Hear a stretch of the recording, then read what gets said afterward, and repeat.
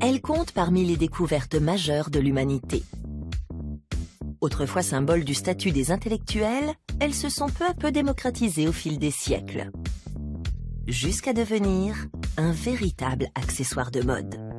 Mais n'oublions pas leur rôle premier, améliorer le confort visuel. C'est tout simple en fait. Les lunettes fonctionnent comme un verre grossissant. Ou comme un verre rapetissant. Salut, soyez les bienvenus dans Xenius. Bienvenue dans notre émission. Ça, c'est notre œil.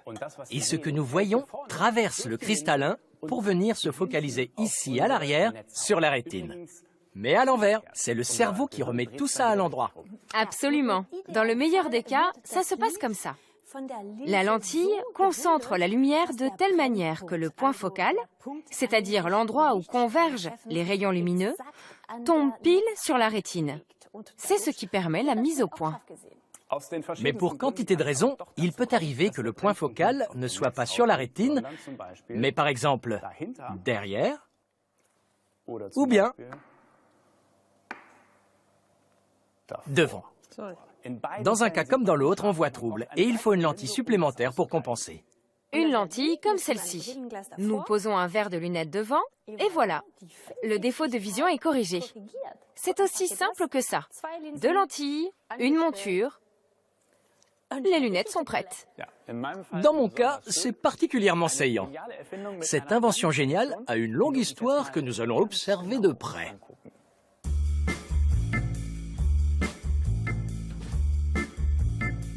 Sobre ou coloré, en plastique ou en acier, avec des verres minéraux ou organiques, les lunettes améliorent notre allure, mais surtout notre acuité visuelle.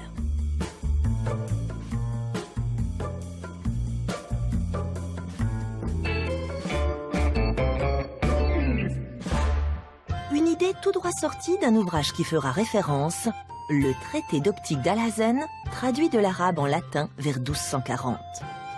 S'inspirant de ses écrits, des moines mettent au point des pierres de lecture qu'ils posaient tout simplement sur les pages des livres. Vers la fin du XIIIe siècle, la taille des pierres de lecture s'affine et on peut les approcher de l'œil. Très vite, on comprend l'intérêt de les porter aux 2 yeux. Pour protéger les lentilles et en faciliter le maniement, elles seront par la suite serties et reliées au moyen d'une barrette nasale.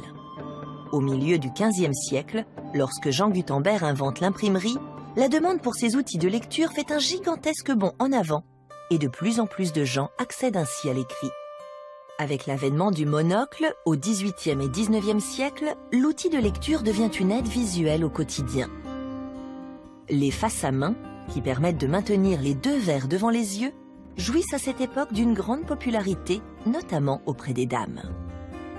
Les bourgeois se voient proposer des verres munis de tiges, elles-mêmes souvent dotées d'un anneau métallique pour assurer leur maintien.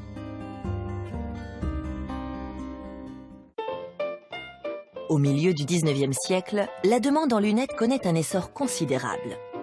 La production devient industrielle. Les futurs verres de lunettes sont d'abord découpés dans des plaques de verre brut, puis s'ensuit un premier usinage. Les ébauches sont ensuite meulées pour leur donner leur courbure et leurs caractéristiques optiques avant d'être taillées et polies.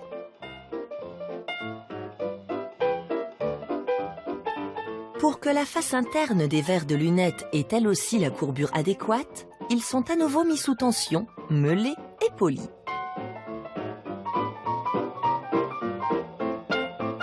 En ce temps-là se pratiquait déjà un contrôle de la qualité tatillon.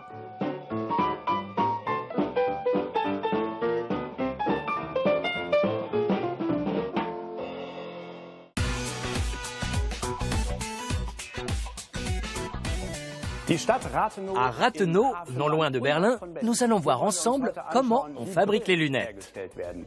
En effet, aujourd'hui comme hier, cette ville est un haut lieu de l'industrie optique. Tout cela, la ville le doit à un homme doté de nombreux prénoms. Johann Heinrich August Duncker. Ici, au musée de l'industrie optique de Rathenow, nous allons nous frotter à l'histoire de l'optique. Pour cela, nous avons rendez-vous avec une spécialiste. Et plus précisément avec la directrice du musée de l'industrie optique de Rathenow, Bettina Goetze. Comment M. Duncker a-t-il initié l'industrie optique ici, à Rathenow? Il a donné le coup d'envoi en inventant cette machine, une meuleuse multiple. Auparavant, les verres de lunettes étaient travaillés à la main, dans une demi-sphère, qui fonctionnait un peu comme un mortier. En mettant du sable dans cette coupe, on pouvait y meuler le verre. Évidemment, comme on ne pouvait traiter qu'un verre à la fois, cela prenait beaucoup de temps. Alors Duncker s'est dit qu'il fallait monter des demi-sphères fixes présentant toutes la même courbure. Et il a agencé sa machine de manière à pouvoir traiter 11 lentilles en même temps. Grâce à cette manivelle, on pouvait actionner l'axe que vous voyez au milieu. Et cela permettait de meuler les verres. Et pourquoi ici, à Rathenow? Duncker a étudié la théologie à l'université de Halle. À cette époque, à la fin du XVIIIe siècle, les étudiants étaient tenus d'assumer également des fonctions d'enseignement dans le grand orphelinat local. Et ils acquéraient ainsi eux-mêmes des connaissances pratiques. Duncker, qui auparavant fabriquait des microscopes, aimait bien le travail de meulage et de tournage. Il a transmis cette technique aux enfants, mais il l'a aussi rapportée à Rathenow quand il est revenu ici en tant que pasteur. En somme, c'est ainsi qu'a commencé la fabrication industrielle des lunettes. C'est exact. Le plus intéressant, c'est que l'entraînement était indépendant du meulage lui-même. La première machine à vapeur n'a été mise en œuvre ici à Rathenow que bien plus tard, en 1845. Une découverte qui a entraîné bien des changements, si ce n'est que l'ébauche est restée sensiblement la même. Elle devait déjà ressembler à cela. En gros, oui. Le verre plat était débité de manière à pouvoir être traité dans les demi-sphères. On prenait d'abord du sable assez grossier, puis de plus en plus fin. Et à l'époque, on fabriquait surtout des verres convexes. C'est-à-dire arrondis en dehors. Exactement. On confond facilement concave et convexe. C'est vrai. La meuleuse multiple, l'invention géniale de Duncker, a près de 220 ans. De nos jours, on pourrait croire que les lunettes sont accessibles au plus grand nombre, mais malheureusement, c'est loin d'être le cas dans de nombreux endroits du monde. Une injustice à laquelle un autre inventeur tente de remédier.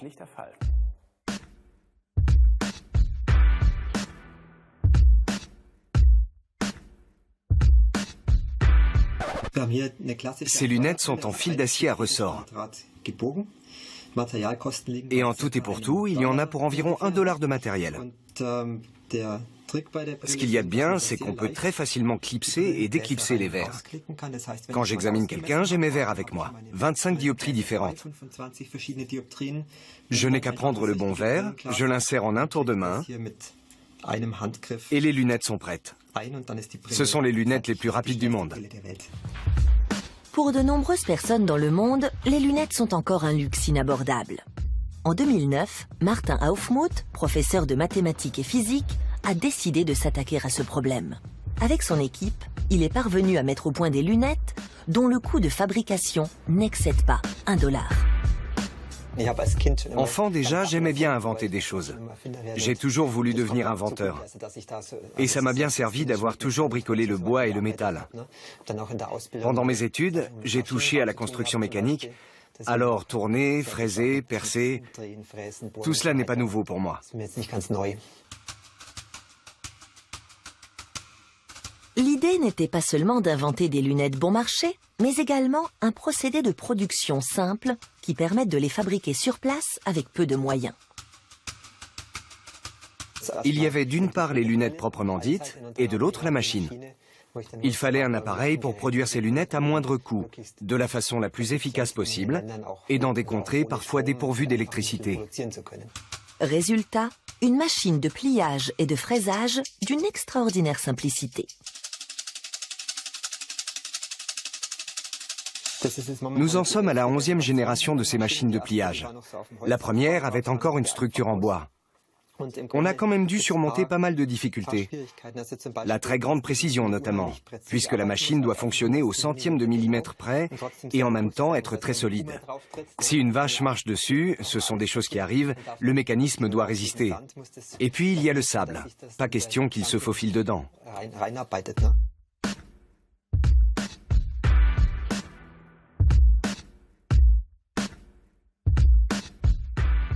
Du fil d'acier à ressort, des outils, 25 verres de puissance différentes et la machine de pliage.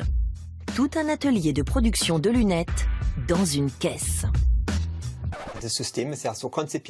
Le système des lunettes à $1 repose sur le fait de pouvoir aller de village en village avec sa petite caisse sous le bras. On va directement voir les gens avec notre matériel. Nous pratiquons des tests de vue sur place et nous pouvons leur donner immédiatement les lunettes adaptées à leurs besoins. Avant, il fallait rentrer en ville, préparer les lunettes et retourner au village. Cela faisait des frais en plus. Et on ne retrouvait pas toujours les gens. Là, ils peuvent être équipés le jour même. Martin Aufmuth forme également des instructeurs qui se rendent ensuite en Afrique, en Asie ou en Amérique du Sud pour transmettre à leur tour leur savoir-faire. Il faut environ 3 semaines pour intégrer toutes les étapes de la production. Grâce à cette usine de poche, une équipe de 6 personnes peut produire quelques 50 000 paires de lunettes par an. L'acier à ressort est acheté sur place. Les verres, qui font entre -6 et +6 dioptries, sont fabriqués en Chine. Grâce à l'engagement de Martin et ses collaborateurs, de nombreuses personnes dans le monde voient la vie sous un jour nouveau.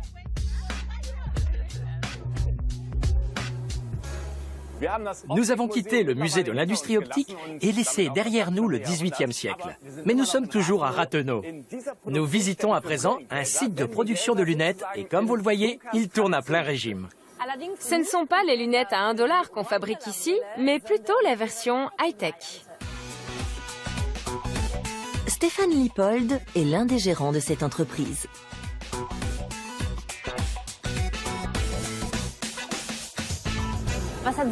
Qu'est-ce qui a changé depuis le XVIIIe siècle? Vos machines fonctionnent toujours comme celles de Monsieur Duncker? Le principe est le même, oui. Mais bien sûr, tout s'est considérablement modernisé. L'informatique, aujourd'hui, offre d'autres possibilités techniques. Le polissage est automatisé. C'est tout à fait ça. Le traitement de surface est bien sûr défini par des logiciels. Mais le processus lui-même est automatisé. Vous travaillez le verre et le synthétique. Quelle est la différence au juste? Nous allons voir ça. À partir de ces deux exemples, je vais vous exposer la différence entre une ébauche de verre minéral et une autre en verre organique. Je peux? C'est lourd. Le verre minéral a effectivement une masse plus importante. Il est plus lourd que le verre synthétique.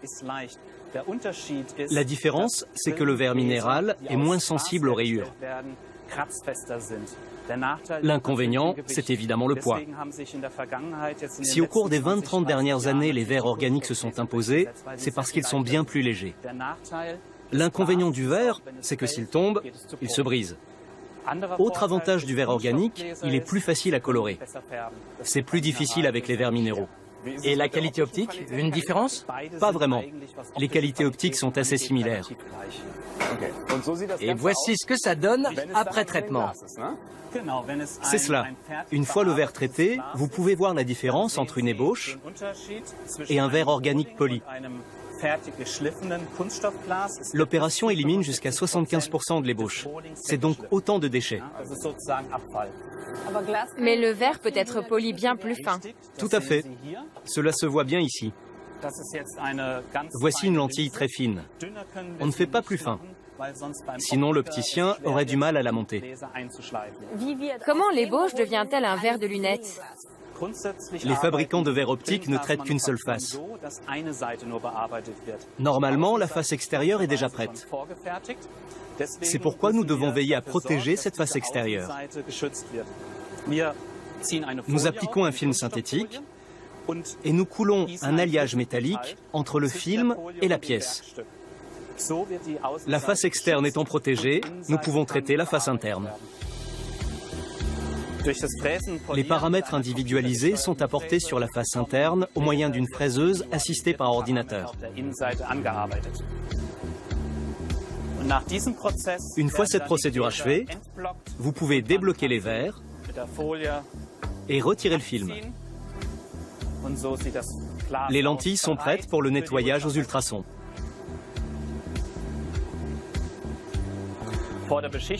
Avant d'appliquer le revêtement, il faut soigneusement nettoyer les verres.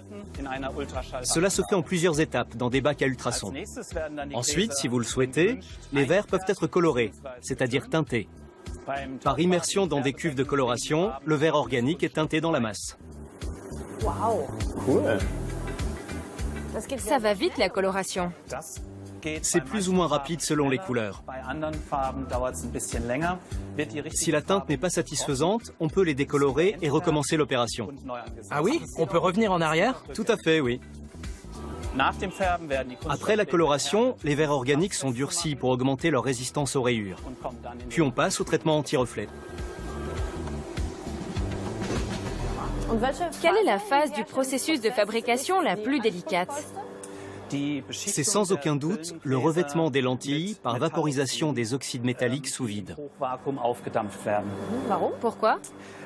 Parce que c'est une étape cruciale. La vaporisation sous vide permet d'éviter une collision des oxydes métalliques avec d'autres ions, afin d'atteindre directement le support. Et voici le résultat. Vous pouvez nous décrire ce que nous voyons là? Ce qu'il y a de bien, c'est qu'on voit à l'extérieur la partie non traitée et à l'intérieur la partie traitée. On a presque envie de passer le doigt à travers. Ça se voit bien là. Au milieu, le reflet de la lampe est à peine bleuté. Et au bord, il apparaît clairement. Il y a combien de couches? Le traitement anti-reflet traditionnel comporte 8 couches, d'une épaisseur totale allant jusqu'à 400 nanomètres.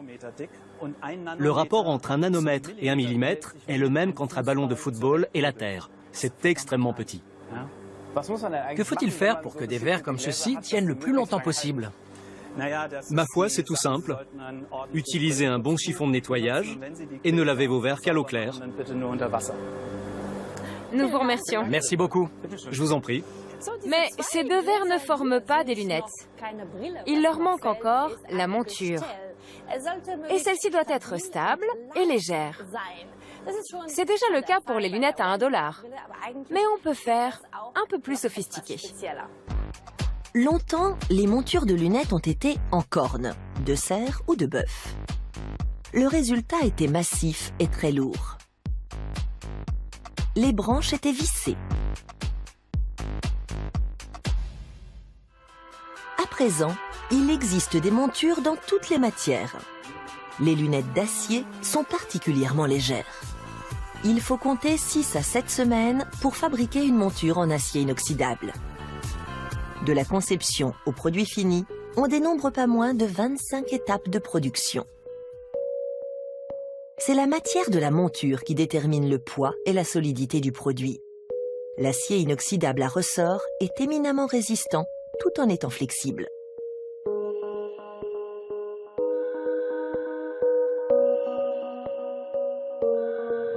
Il est certain qu'en acier inoxydable, vous aurez des montures plus élégantes, plus fines et plus légères.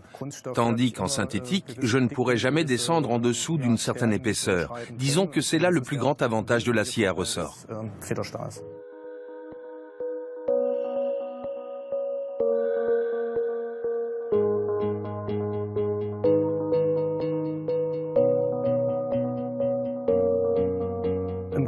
Il faut bien se dire qu'au départ, la tôle est 4 à 5 fois plus épaisse, mais relativement souple. Au fur et à mesure, le processus de laminage va d'une part affiner le matériau, mais aussi renforcer la structure, d'où un matériau de plus en plus résistant et de plus en plus stable. La face et les branches des montures sont découpées au laser de haute précision dans les plaques d'acier.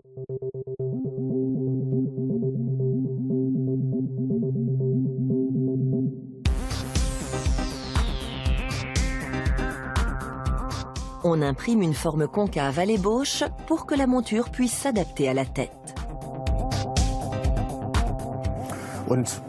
Là, vous voyez bien que ce matériau, très fin et très élégant, n'en est pas moins résistant et stable dans sa forme. L'étape suivante consiste à chanfreiner les charnières et le pont de nez, puis à polir la monture.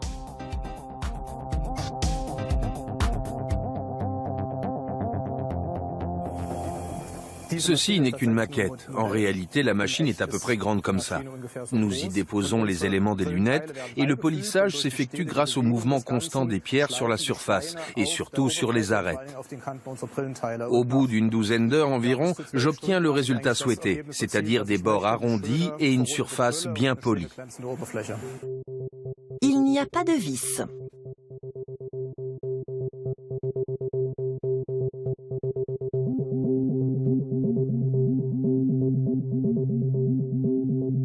Une presse va créer 3 joints de connexion dans les branches.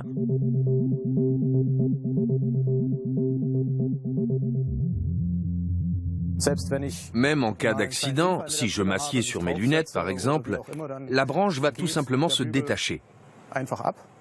Il suffit que je la remette et tout fonctionnera comme si de rien n'était.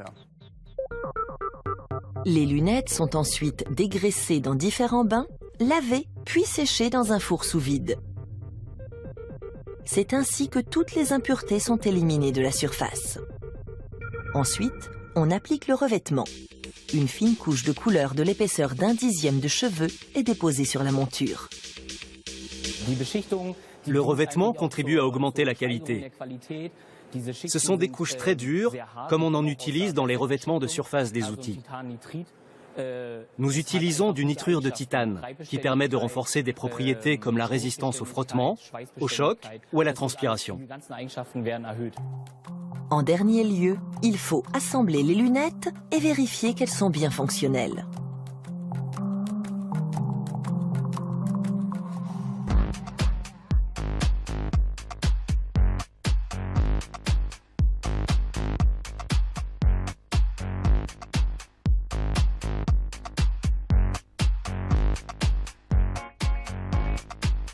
Comparée au modèle des années 1950 et à ses 36 grammes, celles-ci font moins de la moitié, verre compris.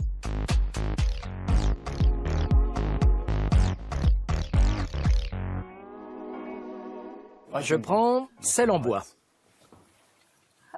Qu'en dis-tu? Non. Et moi? Suivante. Pas mal. Fais voir. Super. Si j'avais besoin de lunettes, je prendrais celle-ci. Voyons maintenant comment nos verres se combinent à la monture. Ça se passe ici, chez l'opticien. Le maître des lieux, c'est André Chefolot, qui a repris l'entreprise familiale.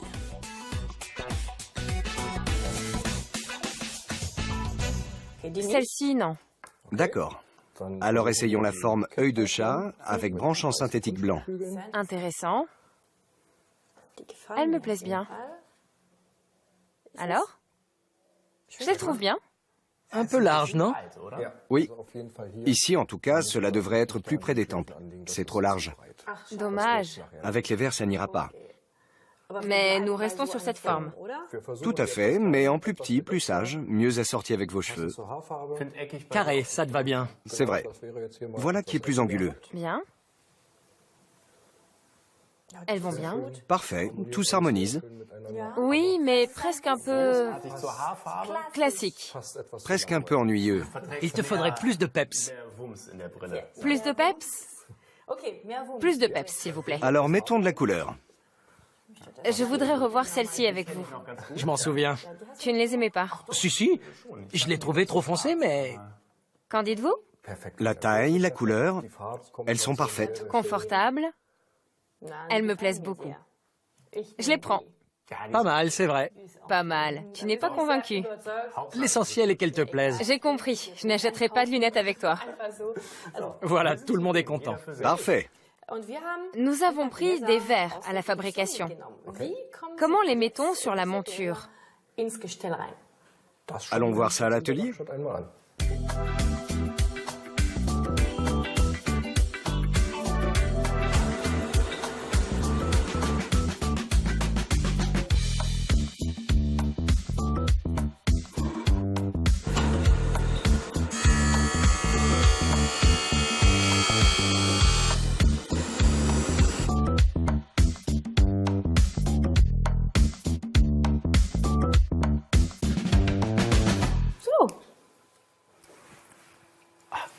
Impeccable, n'est-ce pas? Et voilà. Merci beaucoup. Merci pour tous ces conseils. Tout le plaisir est pour moi, merci. Merci. Seule ombre au tableau, nous n'avons pas besoin de lunettes. Pas encore. Mais ça viendra peut-être. Sur ce, au revoir. Salut. Drôlement technique, un verre comme ça. Technique et esthétique.